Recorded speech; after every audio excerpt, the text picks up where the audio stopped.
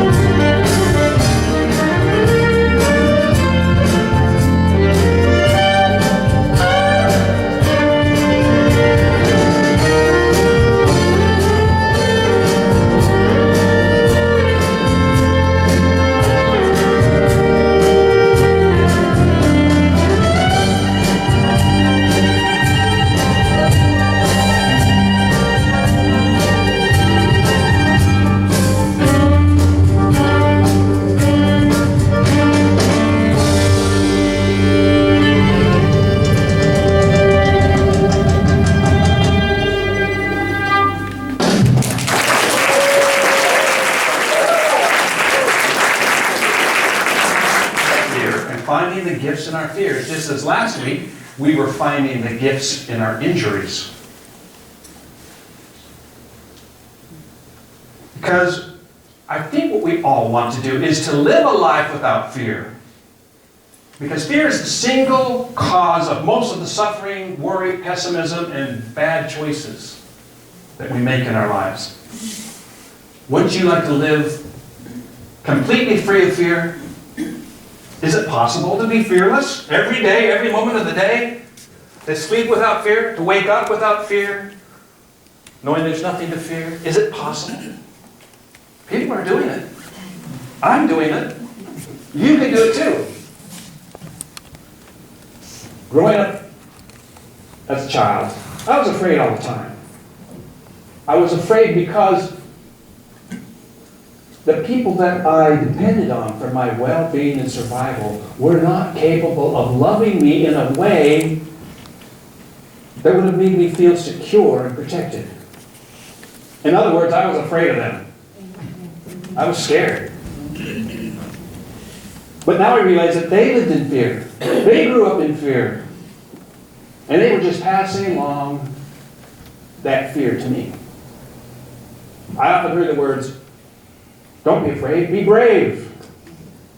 And I watched all the same hero movies you did. But they never helped me live without fear. So I think the first belief about fear that we must let go of is this. The opposite of fear is courage. Not. The opposite of fear is not courage. Fear describes a state of being. Courage describes an action. For instance, if you're afraid of public speaking,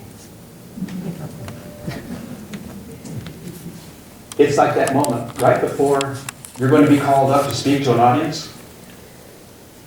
You could be sitting there trembling, nervous, rehearsing again and again why you're justified in being afraid. And then your name is called. Your feet start walking towards the podium, and you begin. That's courage. Your voice might be trembling and cracked as you start to speak, but you're going ahead in spite of the fear. Fear is the state we're in. Courage is how we act in that state of fear.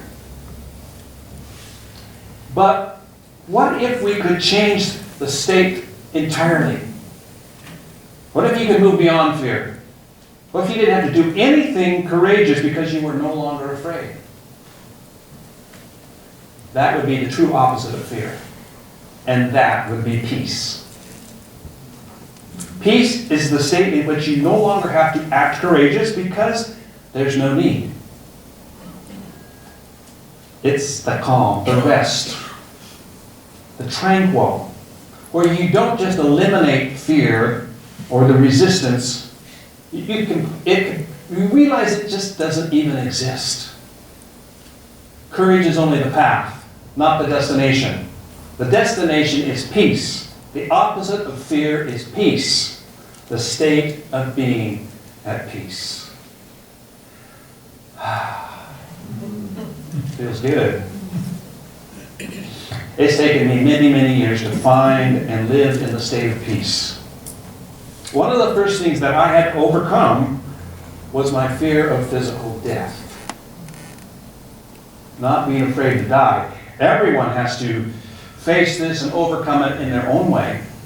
We all have to make peace with our own eventual death.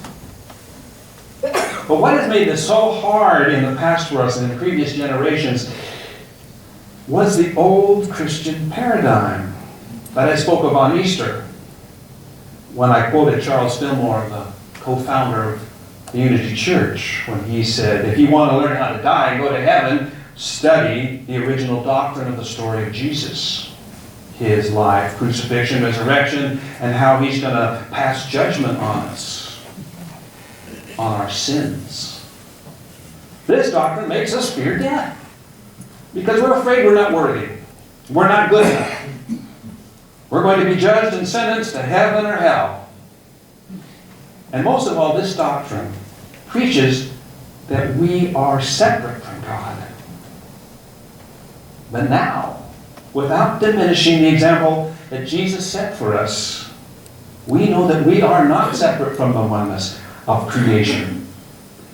And all we have to do is wake up to our own divinity, that the love of self is really the love of source, the love of God. There may be many times in our lives when we have choices that may not seem like life or death decisions at the time, but carry the same impact. This happened to me. It happened before I knew that I was a spiritual being, before I knew that I was Christ consciousness. I was 19. I was leaving home for the final time. I was leaving home to follow my dream, to undertake the mission I believed was my destiny. I was raised in the Mormon church. And I was a blind faith believer until I was 14. When I was 14, we moved from Salt Lake City down to Scottsdale, Arizona. And something very interesting happened to me. For the first time in my life, I met people who were not Mormon. A whole new world opened up to me. I began to explore the religions, beliefs, philosophies, and cultures, and meet different people. By the time I was 17, I was beginning to ask questions about Mormonism that they would not answer. And then when I was 19, I was in full-blown rejection of this doctrine because this organized religion had not made my life better. It only added to the chaos and confusion that I was already experiencing in my life. You know, when you're 19 and you're a Mormon, you're expected to go on a mission for the church. Now, my older brother had been on a mission. My number was up. I was expected to go on a mission, but I was hesitant. I was uncommitted. So my parents and the bishopric turned up the heat, brought down the pressure. They sent me to an apostle's office to have a good talking to, I guess. So, after visiting him and having him really preach to me on his beliefs, on his morals, on all the books that he had read, on all the knowledge that he had acquired, he said that if I did everything that he just had spoken of, he could guarantee me happiness. Really? I should have asked if that came with a money-back guarantee.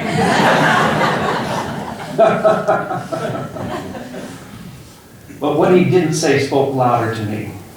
Later, I would find the truth in the words of Ken Carey from his book, interesting one, called Return of the Bird Tribes. Has anybody read this book? Okay. A few of you. You must be members of the bird tribe. Welcome. He said, trust in God, the God who lives within you. Trust in your spirit's ability to respond to each situation beautifully, impeccably, individually, creatively. Because when you doubt your native ability to breathe the air of spirit into your world and create according to your divine thought, you are doubting both God and the universe. You are rejecting life's most precious gift to you, your own inner knowing. And you are presuming to replace it with values, judgments, and opinions you have acquired secondhand. So in that moment, while I was listening to the apostle, I looked inside myself at everything that I had been taught by my parents, both what they said and by their example, by my church, by my school, by society, and I realized that all of it had been acquired secondhand. It wasn't mine. I didn't own it.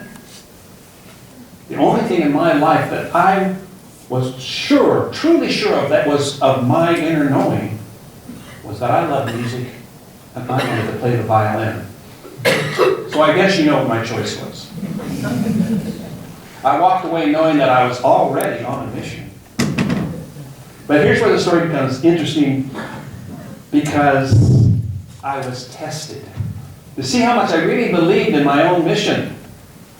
Did I believe in my own mission enough to die for it? This is where I believe that I began to overcome my fear of death. So I left Scottsdale, my home, everybody I knew, and I began to drive east in my Chevy Nova with everything I owned. It wasn't very much. I was alone. I was headed toward Champaign-Urbana, Illinois. I didn't know anyone there, and nobody knew me, and that's the way I wanted it, because I was starting over. I was reinventing myself. I was taking a leap of faith.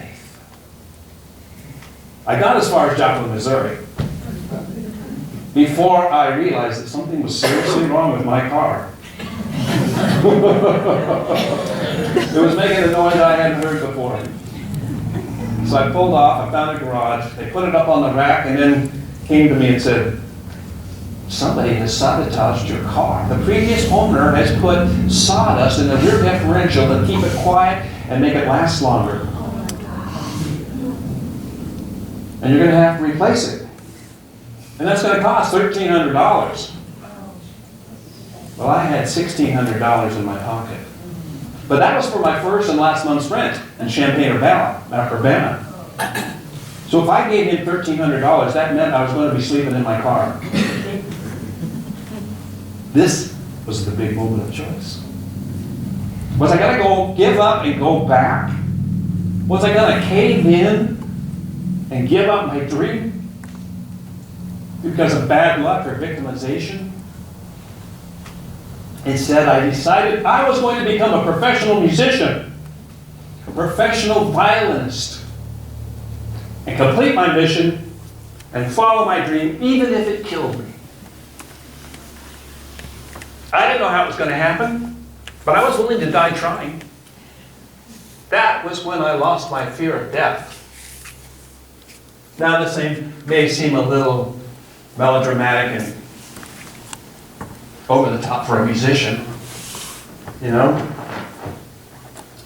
But at 19, I was willing to die for a cause. And it was my cause, my dream. I was willing to die for my dream, and if I did, I figured that would be a good death. I was taking a complete leap of faith into the unknown, which is the scariest thing of all, the unknown. So I told that mechanic to change the oil, put it back together, and I drove that car for another 3 years.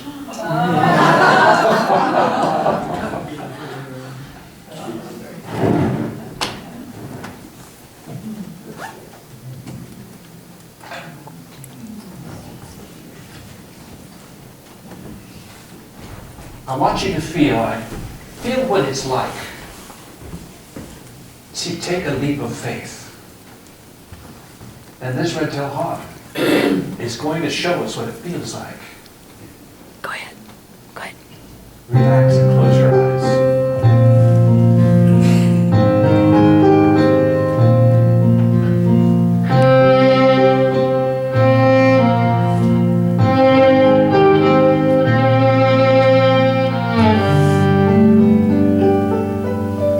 Pretend you're a cute little red-tailed hawk. You're sitting on the edge of the nest. You want to fly, but you're afraid. You've seen your parents do it, but you're small. You've never done this before. You spread your wings and feel the wind come up underneath, but you're afraid to let go. And then, time after time, you try this. Suddenly, you're willing to do it. The wind comes up, you let go of your talons, and you float into the air. The air takes you up into the sky. You're soaring. And then, as the wind dies down, you begin to drift back to earth. Instinctively, you tuck your wings and you die. It's all inside you. It's your instinct.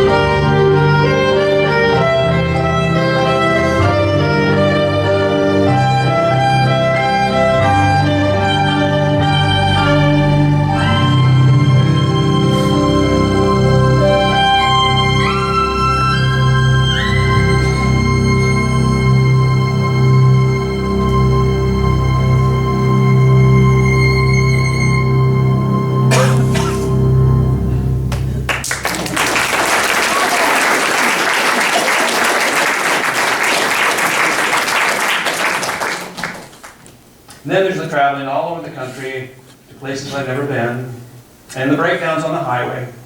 There's the close calls that could have ended it all. And over the years, Kim and I have had to develop a mantra that keeps things in perspective, that keeps life, that makes life an adventure rather than one problem after another, and helps us maintain that space of peace. This is the mantra. Yeah. There you go. And I want to share it with you so that you can use it too. This is, if something goes wrong, repeat over and over again. That's okay. Everything always works out for me. Let's say it together. That's okay. Everything always works out for us. Or out for me. Let's say it again, but louder this time. That's okay. Everything always works out for me. And then all you have to do is sit back and watch it work out.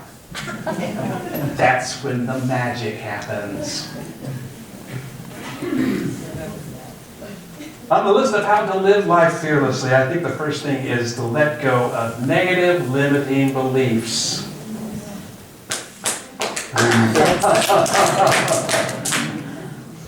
When they persist, release them again. Most of our limiting beliefs come from our childhood experiences. You see a common theme here? For instance, I took on the belief as a child that angry people always get their way. Why? Because I had two angry parents and they always got their way. I never got my way. So, even as an adult, this belief was operating in the subconscious. And I thought that I had to be angry to get what I wanted in life. But that came with a price.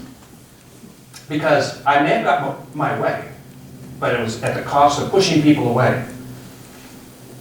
They may have helped me once, but they wouldn't help me twice. And so, everything was always a struggle. I was always pushing and pushing and pushing against resistance. It's always against resistance. Until I was able to let go. And now I'm getting what I want through love, allowing, and acceptance. You can gain strength, courage, and confidence by every experience in which you stop to look fear in the face. You must do the thing which you fear, the thing you think you cannot do. Thank you, Eleanor Roosevelt. Think of fear as the matador's red cape that waves at the bull. It's showing us that which we most need to confront and overcome is for our greatest good and evolution. By taking them one at a time, as they come up, we gradually overcome and eliminate all of them and allow ourselves to live fearlessly. That's what I've done repeatedly. As I go around the medicine wheel, every time I get to the west, I'm facing another fear. I confront that fear. I discover what it is about me, what is inside me that fears this. And then I take action. I use courage. I step into it, overcome it, and then it's over. Seize the opportunity in front of you. Embrace your fears. Seize the opportunity in front of you where someone else will. For 2 years I was in transition, preparing for a role that I did not know what it was going to look like until February 25th, when I was asked if I wanted to accept this opportunity. I said yes without considering the ramifications. I was so used to seeing things work out for me that I knew I didn't have to know how. I only had to say yes. I only had to show up. And my team of angels, my spirit guides, my animal totems, would all bring things into alignment. And, if it was for my highest good and that of the community, if things don't turn out the way that I look forward to by expecting the best to happen, then that's okay. Everything always works out for me. I can always make another choice. And you can always make another choice every week. I hope you'll choose to come here. So, let go of having to be right all the time and be happy instead. For me, this has to do with being a control freak. In other words, this is how it has to be, this is the right way, this is how I do it, and it's the only right way. Right? Wanting to control everything is fear of being out of control. And it's the fear of the bigger unknown. Until I realized that I couldn't control anything except my own emotions and how I reacted to what is. That's when I started to choose happiness instead. I changed my story from, oh, they did me wrong and that's why I'm justified in being this angry, unhappy person, to, that was then, this is now. I choose to be happy instead of playing the victim.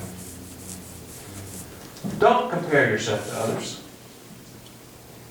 because you cause yourself your own suffering when you do that. Learning the violin was hard, difficult for me. I was never as good as the other kids my own age. So that was just another message to me that I wasn't good enough. You know, I'd already had that seed planted in me at home, that I wasn't good enough, and I further nurtured the idea of myself with self-deprecation.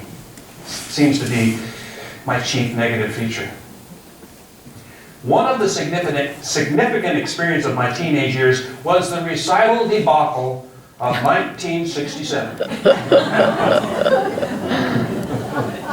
I was 15 years old, and I let my ego get the better of me, and I decided that I was going to play my concerto from memory. Because I was going to prove to everyone else that I was just as good as the teacher's daughter, he'd been tutoring since she was 3. She actually had been playing like 6 years longer than me, and she was going to play her concerto from memory, so by golly, I'm going to do that too. I'm just as good as her. I didn't tell anyone, including my violin teacher. Well, the Kerr Cultural Center was packed with other students, family, friends, other teachers, even professors from ASU were there when I got up to play my concerto. My sister was my accompanist. My teacher brought out the music stand and then took it away when I said I was going to play from memory. And I got through a half a page of music before my brain went blank. I wish I'd just flatlined, because then I would have had a good excuse. But as it was, I was hopelessly lost. The music stand had to come out, the music had to go on, we had to start over amid all of my humiliation and embarrassment. I just wish the hole could open in the floor and I could just drop outside. The crushing pain and humiliation of that experience followed me around like heavy baggage for the rest of my life. I dragged it everywhere. Until at a workshop in North Carolina, I related this story to the facilitator. And he said, you know, you're not that 15-year-old boy anymore. You no longer have to carry that baggage around. Why didn't I see this before? That was the moment I let go forever of the old belief that I wasn't good enough. That's when I realized that I didn't have to play the fiddle like anybody else. I just had to play the best that I could at what I do. Because I don't have to play like anybody else, and nobody plays like me. I just have to be the best I can be. The oldest and strongest kind of fear is the fear of the unknown. I mentioned that earlier. This kind of fear must be overcome with complete faith and trust in God. And the belief that when we take a leap of faith, that we will be supported by source energy and lifted like the red-tailed hawk.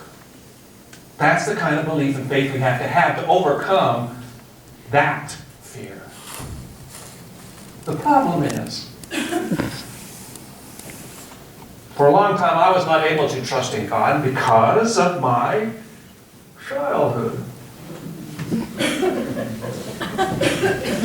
When we're children, you know, our God is our Father. And my father was judgmental. He only loved conditionally. He was angry and violent. And so I internalized that to be the behavior of what God was like. And I couldn't trust God. I wanted to, but I just couldn't. It wasn't until I did inner child work that I was able to reparent myself with a loving, protective father figure. And when you do that, when you have the feeling of what that is like, it's just the same as having a real father that protects and loves you. You get that? But I don't like using the word God to describe the source of all creation because I think it carries too many connotations about personality, gender, judgment, punishment, and reward that don't accurately represent the relationship that we have with the unknowable. I think the best we can hope for is to know the love of source energy. Then validate yourself. You don't need approval from others. This comes under the heading of trying to stop pleasing everyone, or wondering what the neighbors are going to think. Be yourself because the world needs you and your dreams. In line with that sentiment is this one that may shock you. Put your needs first, then help others. It's kind of backwards what we've always been taught, right? Well, it's like the message that the airlines gives you when you're getting on them when they say, when the oxygen mask falls from the ceiling, put your mask on first, then help your child or your husband. It's true. The biggest difference, well, you know, we need to be true to ourselves. We need to be true to our gifts because that is our connection. That is what we have been given. When we are true to ourselves, when we are in our personal power, then we can really be of service to other people. Then we can really help other people. Don't sacrifice your personal power, your gifts for other people. Now, the biggest difference between us and the animal kingdom is that in the animal kingdom, the hallmark is self-preservation. In the human kingdom, the hallmark is self-sacrifice. But as I said, honor the gifts we've been given because they honor the soul who hath sent us. With our personal power intact, and we can really be of service to humankind and to Mother Earth. And finally, what would you do if you had no fear? That's the big matzo ball hanging out here. What would you do? Step into your life with fearlessness. Be your fearless self and let nothing stand in your way, in the way of your perfect life. Now I'm going to play for you right now a piece of music that is part of my soul song. It's part of a song called The Tribal Music Suite. An 8-movement concerto written for the violin, the Native American flute, and symphony orchestra. Tells a hero's journey of a mixed-blood Native American boy born in the spring of 1828 to an Awuvi Indian mother and a father that was a Scottish frontiersman, a trapper, a trader, explorer, and a fiddler.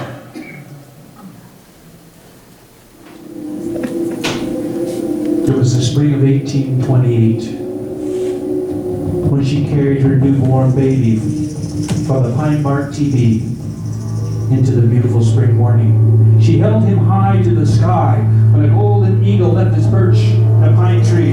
She announced, one each, which means eagle or to fly. She looked down on her new baby boy, remembered the dreams she had had, which frightened her about the things in his life that he was going to encounter and go through, the hardships, the violence, the sorrows, the grief.